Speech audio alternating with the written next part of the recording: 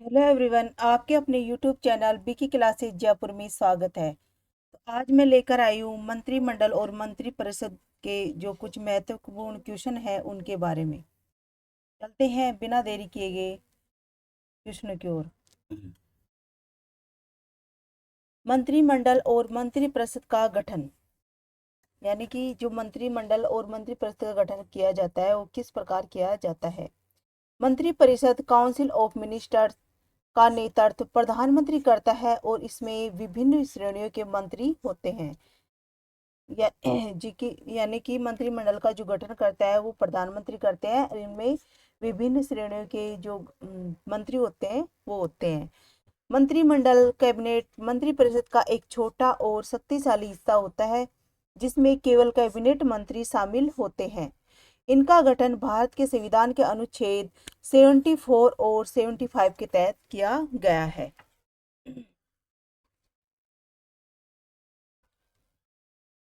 चलते हैं मंत्री परिषद की संरचना। मंत्री परिषद की जो संरचना है वो किस प्रकार है। मंत्री परिषद की संरचना और प्रकार। कैबिनेट मंत्री यानी कि कैबिनेट मिनिस्टर्स, ये सबसे वरिष्ठ मंत्री होते हैं और महत्वपूर्ण मंत्रालय संभालते हैं, जैसे वित्त मंत्रालय, रक्षा मंत्रालय, गृह मंत्रालय और विदेश मंत्रालय आदि। ये नीति निर्माण और प्रशासनिक निर्णय लेने में प्रमुख भूमिका निभाते हैं। अब अगले है राज्य मंत्री, मिनिस्टर्स ऑफ स्टेट्स, यानी मिनिस्टर्स ऑफ स्टेट। ये कैबिनेट मंत्रियों की सहायता के लिए होते हैं। इन्हें स्वतंत्र भार इंडिपेंडेंट चार्ज भी दिया जा सकता है जिससे वे सीधे प्रधानमंत्री को रिपोर्ट करते हैं। अब है उप मंत्री, डिप्टी मिनिस्टर्स। ये कैबिनेट या राज्य मंत्रियों की सहायता करते हैं। इनका मुख्य कार्य मंत्रालय के कार्यों को सुचारू रूप से चलाना होता है। यानी जो उप मंत्री है इनका जो क्या क्या कार्य है, राज्य मंत्रियों की सहायता करना। मंत्री परिषद की शक्तियां और उनका कार्य। कार्यकारी शक्तियां यानी कि पावर्स, सभी प्रशासनिक निर्णय मंत्री परिषद की सलाह पर निर्णय वो पर लिए जाते हैं। सरकार की नीतियां निर्धारित करना और उन्हें लागू करना, विभिन्न मंत्रालयों और विभागों का प्रबंधन करना। अब आती है विधायी शक्तियां, यानी जो मंत्री परिषद की शक्तियां है और कार्य उनके बारे में बताया गया है। विधायी शक्तियां, संसद में जो बिल पास होते हैं उनको प्रस्तुत करना। संसद में विधेयक बिल प्रस्तुत करना, संसद में नीतियों का समर्थन करना और बहुमत बनाए रखना, अध्यादेश ऑर्डिनेंस बनाने की सिफारिश करना। अनुच्छेद 123। वित्तीय शक्तियां, यानी जो कि जो वित्तीय शक्तियां होती है इनके पास, उनके बारे में बताया गया है। वार्षिक बजट प्रस्तुत करना। जो जो मंत्री परिषद में जो मंत्रिमंडल परिषद में जो वित्तीय बजट प्रस्तुत किया जाता है वो वित्तीय मंत्रियों के द्वारा किया जाता है। करों और सरकारी खर्चों का प्रबंधन करना, राष्ट्रपति को सलाह देना। राष्ट्रपति को सलाह देना जो वह आम तौर पर मानने के लिए बाध्य होते हैं। अनुच्छेद 74(1) में बताया गया है। प्रधानमंत्री की भूमिका और शक्तियां। प्रधानमंत्री मंत्री परिषद का प्रमुख होता है। वह मंत्रियों का चयन करता है और उन्हें बर्खास्त कर सकता है। यानी कि जो प्रधानमंत्री के पास जो पावर होता है वो मंत्री परिषद का मुख्य प्रमुख होता है और मंत्रियों का चयन करता है और उनको जो बर्खास्त करने का पावर भी इन्हीं के पास होता है।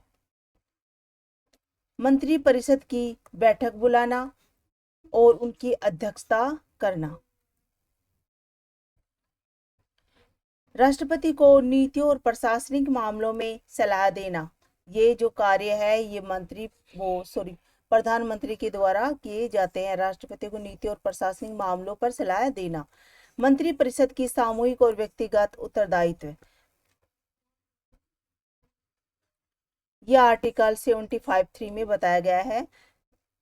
मंत्रिपरिषद लोकसभा के प्रति सामूहिक रूप से उत्तरदायी होती है। यदि लोकसभा में अविश्वास प्रस्ताव पारित हो जाता है तो पूरा मंत्रिपरिषद इस्तीफा देना पड़ता है। व्यक्तिगत उत्तरदायित्व, इंडिविजुअल रेस्पॉन्सिबिलिटी, यह आर्टिकल 75 और 2 में बताया गया है। राष्ट्रपति प्रधानमंत्री की सिफारिश पर किसी भी मंत्री को हटा सकता है।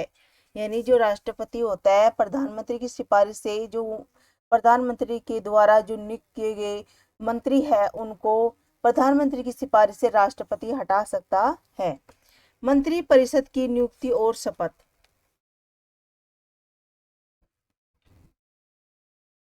प्रधानमंत्री की नियुक्ति कौन करता है? राष्ट्रपति।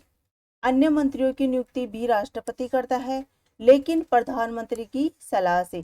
यानी कि जो प्रधानमंत्री की नियुक्ति तो राष्ट्रपति करता है, लेकिन मंत्रियों की नियुक्ति भी राष्ट्रपति करता है, लेकिन किसके द्वारा, किसकी सलाह से? प्रधानमंत्री की सलाह से। मंत्रियों को अनुच्छेद 75(4) के तहत राष्ट्रपति के समक्ष शपथ लेनी होती है। मंत्रिपरिषद की कार्यप्रणाली,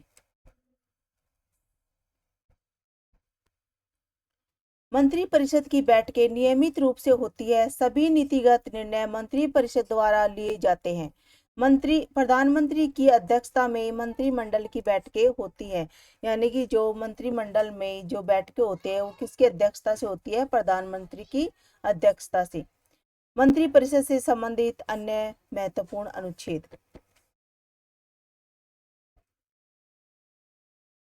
मंत्रिपरिषद और राष्ट्रपति के बीच संबंध, राष्ट्रपति सभी कार्य मंत्रिपरिषद की सलाह से करते हैं। राष्ट्रपति केवल उन मामलों पर स्वतंत्र रूप से निर्णय ले सकते हैं जो संविधान में स्पष्ट रूप से निर्दिष्ट है। मंत्रिपरिषद की समाप्ति, यानी कि जो मंत्रिपरिषद होता है उनकी समाप्ति कैसे होती है? तो मंत्रिपरिषद की समाप्ति निम्नलिखित स्थितियों में होती है। प्रधानमंत्री के इस्तीफा, यानी कि जो इस्तीफा या मृत्यु होने पर जो मंत्रिपरिषद की समाप्ति होती है, कैसे होती है? प्रधानमंत्री का इस्तीफा या उनकी मृत्यु होने पर, लोकसभा में सरकार के खिलाफ अविश्वास प्रस्ताव पास हो जाने पर, प्रधानमंत्री द्वारा राष्ट्रपति को मंत्रिपरिषद को भंग करने की सिफारिश करने पर। तो इसके बारे में जानते हैं अपन। मंत्रिपरिषद भारतीय शासन प्रणाली की रीढ़ होती है। यह न केवल नीतियां बनाती है बल्कि उन्हें लागू भी करती है।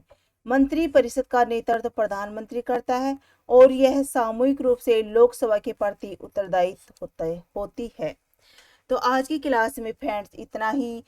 चैनल को लाइक एंड सब्सक्राइब कीजिएगा और आगे की वीडियो को कमेंट करके बताना कि कैसी लगी, ताकि आगे की अच्छी वीडियो आपके पास लाई जा सके। Thank you.